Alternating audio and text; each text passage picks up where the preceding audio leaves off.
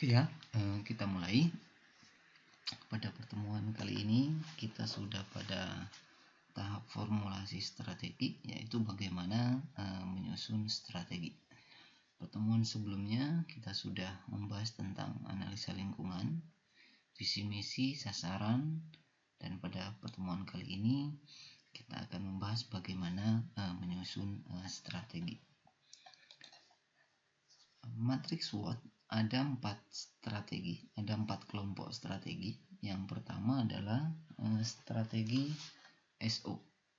Strategi SO adalah menciptakan strategi dengan menggunakan kekuatan untuk memanfaatkan peluang. Strategi WO adalah strategi yang meminimalkan kelemahan untuk memanfaatkan peluang. Strategi ST adalah menggunakan kekuatan untuk mengatasi ancaman. Kekuatan digunakan untuk mengatasi ancaman. Dan strategi WT adalah strategi yang meminimalkan kelemahan dan menghindari ancaman.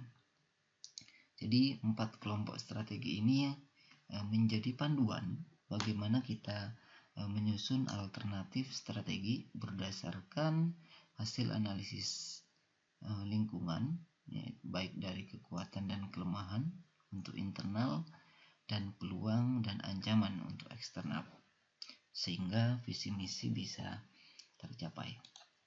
Nah, ini adalah contoh hasil analisis lingkungan dan penyusunan alternatif strateginya. Kita ke strategi SO ya. Ingat, SO adalah strategi bagaimana menggunakan kekuatan untuk memanfaatkan peluang. Di sini ada 3 peluang, yaitu pasar online, pasar modern, dan pelatihan tenaga kerja. Untuk penyusunan strategi SO, saya ambil 2 peluang, yaitu pasar online dan pasar modern. Bagaimana memanfaatkan pasar online dan pasar modern? Salah satu strateginya yang bisa saya tawarkan adalah pengembangan pasar. Jadi pengembangan pasar digunakan untuk memanfaatkan peluang pasar online dan pasar modern. Nah, strategi WO adalah strategi bagaimana kita meminimalkan kelemahan kita untuk mendapatkan peluang.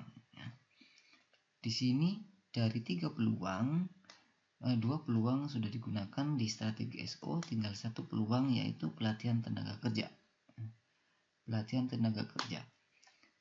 Kita tahu bahwa dengan melatih karyawan, mengikutkan karyawan dalam pelatihan atau meningkatkan kemampuan karyawan, diharapkan akan meminimalkan kualitas produksi yang tidak stabil. Itu akan bisa diatasi. Kemudian dengan melatih karyawan, desain kemasan tidak menarik akan bisa diatasi.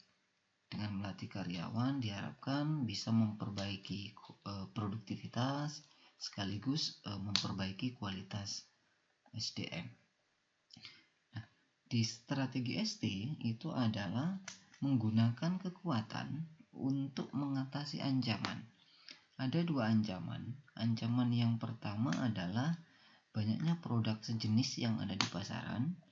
Ancaman yang kedua adalah harga dan kualitas bahan baku yang tidak bisa dikendalikan. Nah, banyaknya produk sejenis di pasaran ya. Untuk mengatasi ancaman ini, perusahaan bisa menawarkan bagaimana caranya agar produk kita mampu bersaing dengan produk yang ada di pasaran. Sehingga strategi yang saya tawarkan adalah pengembangan produk.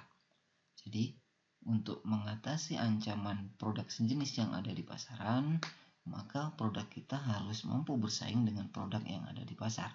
Sehingga pengembangan produk menjadi alternatif strategi untuk mengatasi ancaman banyaknya produk sejenis yang ada di pasaran.